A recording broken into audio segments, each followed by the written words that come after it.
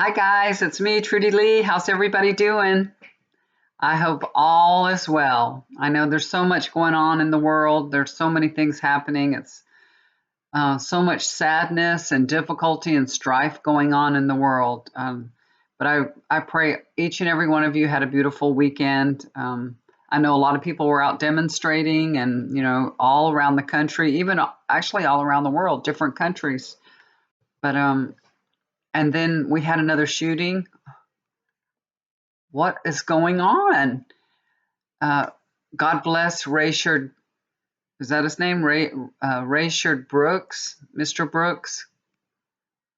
God bless him and his family. He had a very young family, two young daughters, and I think another child too from her previous marriage. What's going on? I don't understand. Aren't police departments, aren't they talking to their officers and telling them, please be careful right now, don't have a hair trigger? Hello. I know there's probably a lot of you that have family members that are police officers. Maybe there's some police officers watching this also, and I know it's not everybody's fault. Not every police officer is trigger happy or whatever, but they have ruled this death. The medical examiner ruled it, I think it was today. They've ruled it a homicide. He was shot twice in the back. He was running away. I mean, they tell you don't run away from the police. They might shoot you. Hey, don't do it, guys. If you're going to get arrested, get arrested. At least you're alive. He was so strong, though, right? Can you believe he wrestled with two officers and got up and got the taser? But gosh, I can't believe that guy shot him, the police officer shot him. God bless him and his family. Y'all I'm sending prayers to his family. You guys send prayers too. I don't know if there's a way to donate to his family. If there is, I'm going to look and see if there's a GoFund page somewhere for her and her children. I'm sure they're going to need some help. So hopefully I'll find out what that is. I can put it down below after I make this video. Okay. So I thought instead of just like reading on Trump over and over and over, I'd do something different and I would read on Biden and his vice president pick, because he said he's going to pick a woman, and everybody's hoping that it's going to be a woman of color. We're hoping. And I'm going to look at some of the ones that I know are out there that, are possibly being vetted. The ones that I see around, I don't know if all of them are completely being vetted, but we're all hoping and wishing for them, So I'm going to take a look at them and see what Spirit tells me about them. So if it's your first time for stopping by, thank you for checking me out. Hope you'll subscribe to my channel. Give me a thumbs up and share my videos when they come across for you. I appreciate it, guys. I just want to tell y'all something. I got a little story to tell y'all. So I live in South Texas, very close to the hill country. I live right at the beginning of the hill country, so we have a lot of hills and we have a lot of swallows here. And swallows are supposed to be able to make their nest anywhere, and you're not supposed to knock it down or make them go somewhere else. They're a protected bird. So this swallow, every year they make their nest right above our front door because it's a Mediterranean style house. It's stucco and it's got a porch right there. So it's very, very high up. So they'll make it very high up at the very top of the porch. So they're underneath, they're covered, and they make it out of mud. So it doesn't matter where it's at. They can make a nest on the side of your house. So every year this bird comes here, I don't know what's the great deal. I don't know why it's so appealing. I don't know what the appeal is, but anyway, always makes a nest there. We have tried to discourage it, but there's no discouraging this bird. And then it poops all over the front rug. So, the porch rug. It's disgusting. We have to keep washing the rug because there's bird poop everywhere. This year, this bird had 4 babies, and it's like I said, it's very high up, and every year one of the babies drop out, and they usually die from the fall because it's so high up. Well, this year when the baby fell out, it was had enough wings, little feathers on its wings, that it fluttered out, so it didn't actually get hurt. It just kind of fluttered out, but it couldn't fly back up because it didn't know how to fly. It wasn't quite old enough to fly. So we were going to the store and we saw this bird had gotten out, but it had a lot of feathers and we weren't sure if it could fly. And I said, just leave it alone. The parents were all flying around acting crazy, dive bombing us, telling us to get the hell away from its baby. So we left, came back home. The bird was still there and it was sitting in the sun, and I'm like, this poor bird, it's in the hot, right in direct sunlight. I told my husband, just go ahead and put it back in the nest. Go get the ladder and let's put it back in the nest. So that's what he did. So we got the tallest ladder that we could find in our house and put the bird back in the nest. When he got up there to put the baby bird in the nest, the other birds got so scared that they all fluttered away from the nest too. So now we have 4 baby birds on the ground. And I'm like, oh my gosh, I couldn't believe it.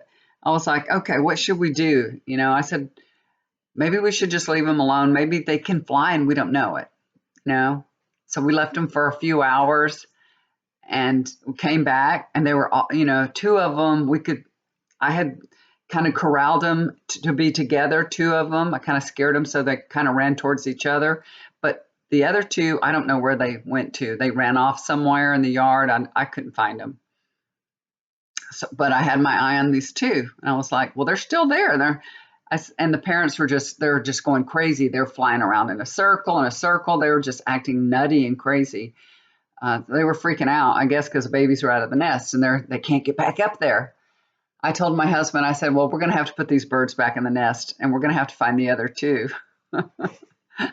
So I got a little box. I got a small box about this big, but it was kind of deeper than their nest. Their nest is tiny. There's no way 4 little birds can even fit in there without one of them falling out. Anyway, well, we found the other 2 birds. I have a little pond across from my house. We made a little waterfall and a little pond when we first built the house, and we just leave water in there so the deer can come and drink because it's so hot, Well, that little bird had made its way over to the pond, and it was sitting on a rock over there. It was standing on a rock, and in the minute I walked up to it, it hopped right into the water. I'm like, oh my God. Well, that little bird swam to the other side of the pond and got out. And I couldn't get it because it was in a weird place, and he was under some bushes. So my husband got the rake, and he hopped on the rake, and he pulled the rake out, and it was a great idea, but because it got him out from under all that bushing, and then he jumped in the water again. I was like, this bird's suicidal. Well, my husband got him out, got hold of him, got him out, got him in the box. So rescued 3. Number 4, where's number 4? Number 4 had gotten a little ways away. Our garage faces the other side of the house, and he had ran all the way to the other side of the house, and he was sitting in front of the garage. So we got number 4 too. So we got all 4 of them. And then I Googled and started, my husband said, let's just fix the box right next to the nest and let them use the box because they're going to keep falling out of this nest. And I said, I don't know if we can do that. And I looked it up and I read about it, and it said, yeah, you could do that. You can put a box as close to the nest as you can and take some of the nesting from the nest, take all that nesting the birds put in there and try to put it in the box. So I told him he got some double-sided tape, really heavy-duty, sturdy double-sided tape, and taped this little box right underneath the original nest. And he took the nesting and put it inside the box. Everything was cool, right? Everything's fine. I'm like, okay, but will the mom and dad come and feed the birds from the box? I didn't know for sure. So we went about our business again, and my husband went outside to go water. It was getting late in the evening, and he decided to look at the birds. We left the ladder out there close by, so he went and looked at the bird.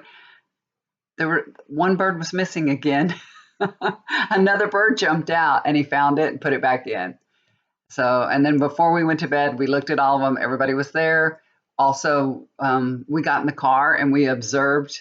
We didn't want to bother the birds because if you're standing around, the mother bird won't come. So from the car, we watched the mother bird come and perch on the side of the box, and she was feeding them. So the birds are all safe.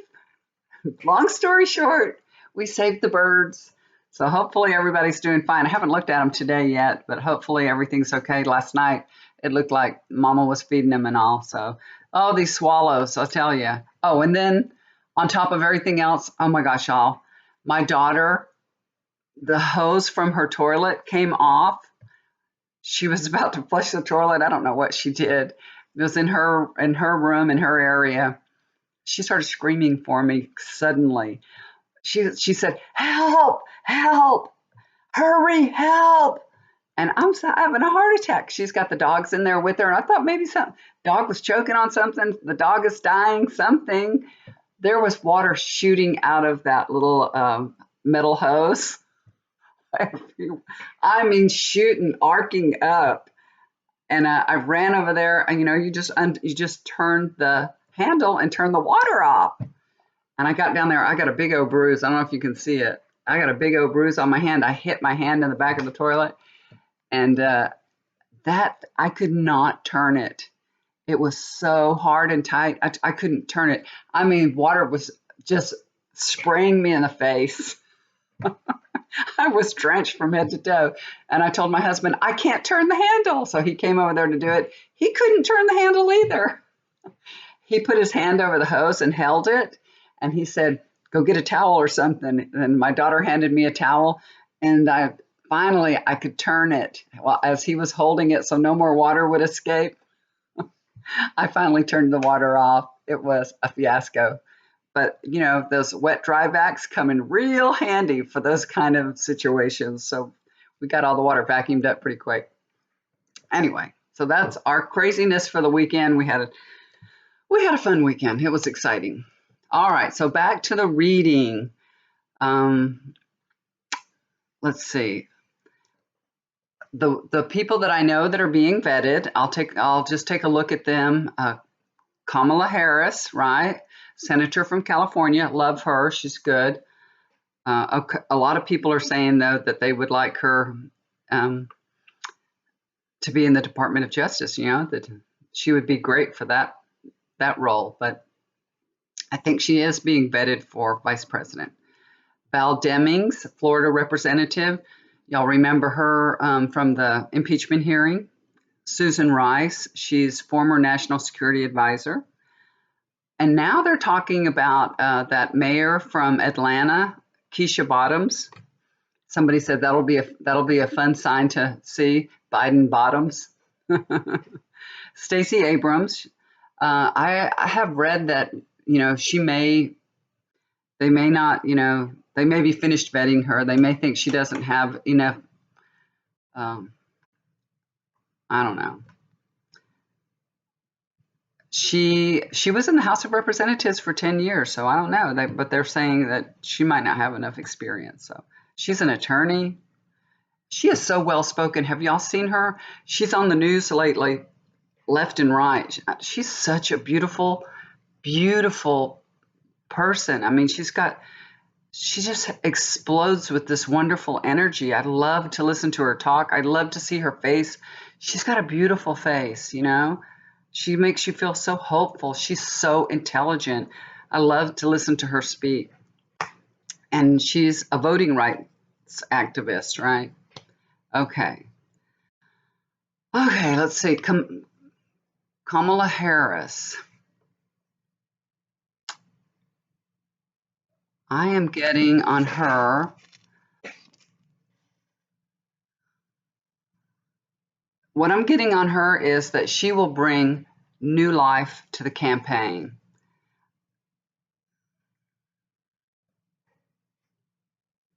It's like she wakes up everybody. So I don't know if by the time that they pick a vice president, if there is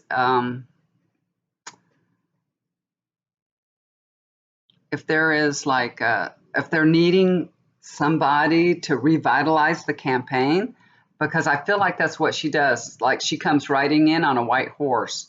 So she may give them a shot in the arm that they need at that time. That's what I'm being shown here, okay? What else? I think that's about it with Kamala. Let's see, Val Demings.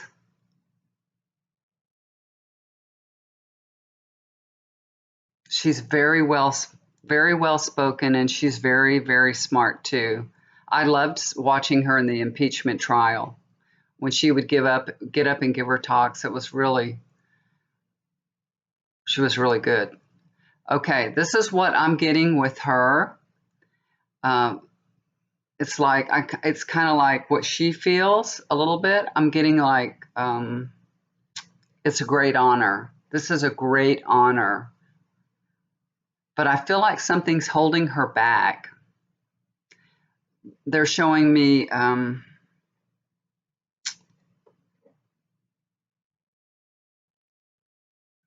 with all light there's darkness, with all darkness there's light. So it's like there's some good and there's some bad. There's reasons maybe that she wouldn't want to be vice president, and of course wonderful reasons that she would want to be, but it's such an honor. I feel like she's still talking with her family about this. I don't think she's come to a consensus with her family, you know. That's what I'm being shown, that she hasn't come to a consensus with her family. Not everyone is on board. I think that's probably what it is. They're still in the talking phase, so maybe there's somebody that's reluctant. Maybe it's her husband or something, that I don't know. But that's what I'm getting right now from Spirit. Okay, Susan Rice. You know, I know everybody should know her, and it's so easy to forget about people after it's been a few years and everything, but I mean, we all do know her, and she has been here and there talking. They're showing me that she is a very strong contender. She's very, very strong.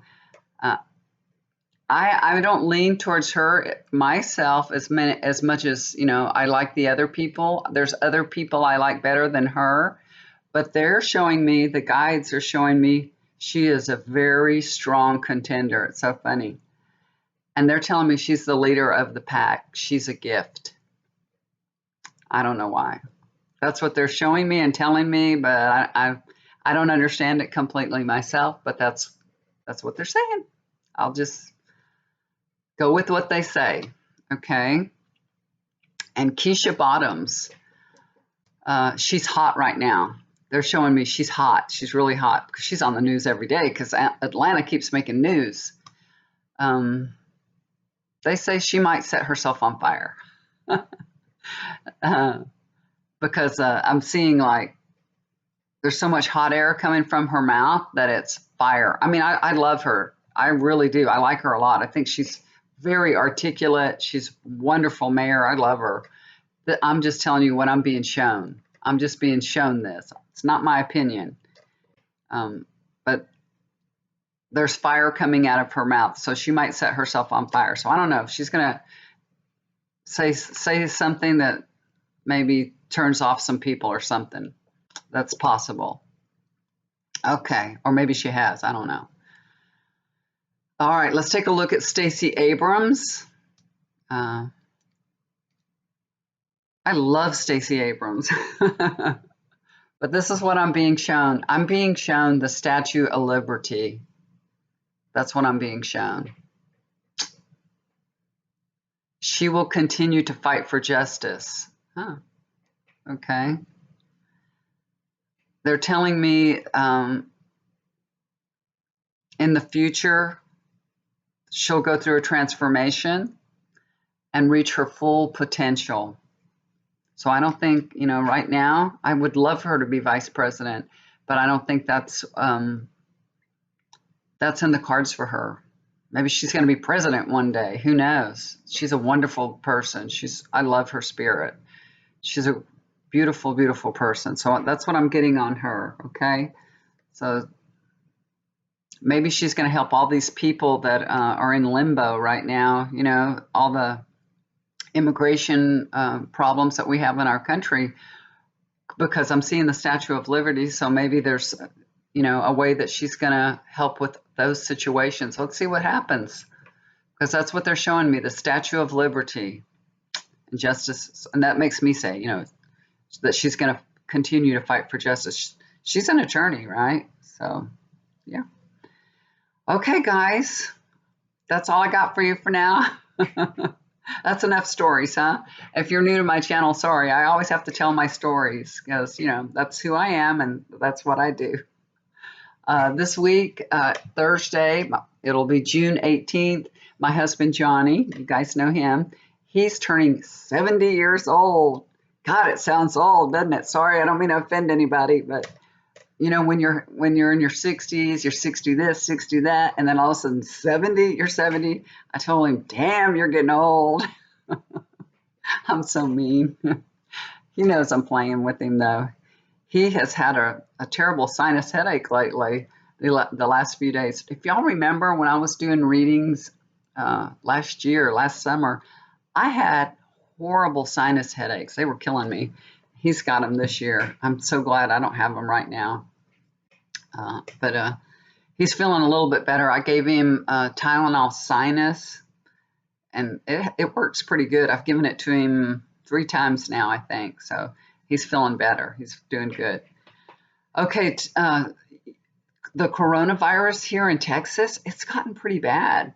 It's, you know, we're just going up, up, up, up and getting more and more. Every day we're getting new cases, and they still say no matter what, no matter how many more new cases we get, there are no plans to slow down on reopening. There's no plans. If you go out, I went to Walmart. I think I told you all this in the last video. I went to Walmart and these 2 guys stopped to talk to me. I got separated from my husband, so they stopped to talk to me. They said, they told me, you don't need that. I had a mask on. You don't need that mask. I'm like, did I ask you your opinion? And then my husband came walking up and they hightailed it. They kept going. They said, okay, time to get out of here. She does have a husband. And I'm like, I told him, I said, well, I'm glad you walked up when you did because I was about to tell them something. I didn't ask their opinion. Anyway, people are crazy. As of Sunday, as of yesterday, in the San Antonio area, that's not really including my area here. I live about 15 miles outside of San Antonio. But in San Antonio, there was 151 new cases on Sunday. I mean, it's going up quick. We've had 88 people in the San Antonio area, San Antonio, die. We have 167 people in the hospital right now. And I think we have they were saying we have like 28% more before we're full. So that means, right, that we're almost at 75% full in the hospitals. That's a lot. That is a lot. In Texas, there was 1,800 new cases of coronavirus on Sunday. There was 19 deaths for Texas. Texas is really big, though. It is really, really big. But we have almost 90,000 people with the coronavirus in Texas. And that's a lot. That is a lot. So if you guys live in Texas or wherever you live, I hope you guys are being careful, covering your face when you go somewhere. I mean, really, when you cover your face, you're doing it for yourself and you're doing it for other people too. So it's respectful to do it, you know. I would have told those guys, I would have said, you just don't get it. I mean, they were older. They were probably in their 60s, early 60s, something like that. They're in that, you know, where you can more susceptible age, I guess I'm trying to say, for the coronavirus. I don't know why they would be telling me that. I don't get it. But also, the people that have the coronavirus in San Antonio, the largest segment of people that have the coronavirus are in their 20s. How weird is that? I guess because they're going out partying, they're going to the bars, they're getting outside, they were sick of the lockdown, and they're the ones that are getting sick first. But the bad news is they have all, older parents, older grandparents, and all that. They're going to bring home that sickness to them. So you guys, y'all be really careful. I know everybody has family and you want to see your family and everything, but be really careful. Ask them, where have you been? If you're coming to see me, you better not bring me the coronavirus. Right? Anyway, okay, guys. So, gosh, I'm going to say prayers for everybody. God bless, God bless all the people that are going through, that are affected. I mean, every one of us are affected by what's going on right now. Black lives matter. Of course, they matter. And it's an eye opening to all of us. It's just we're having a better understanding what they've been going through. I mean, it is horrific and amazing. If you pay attention to something, the more you pay attention to something, the more you see it. You ever notice that? You get a new car and then everybody's driving your car. You're like, I just bought this Volkswagen. Now everybody has a Volkswagen. You know what I mean? So we're seeing all this brutality going on, and now everybody's posting it. We're all seeing it. We're all noticing it more. We're all noticing how badly, brutalized that Black people have been what they've been going through and how they've been treated. I mean, to me, it's really eye-opening. I knew that, there were some prejudiced people in this world. I just didn't know how bad it was. And I apologize for that. I honestly didn't know how bad it was. Honestly, it's horrendous. It's a culture that we need to stop it. We need to stop it. All police need to be vetted. They need to go to school longer, in my opinion. The bad ones, they ought to have a 3 strikes and you're out program, just like anything else.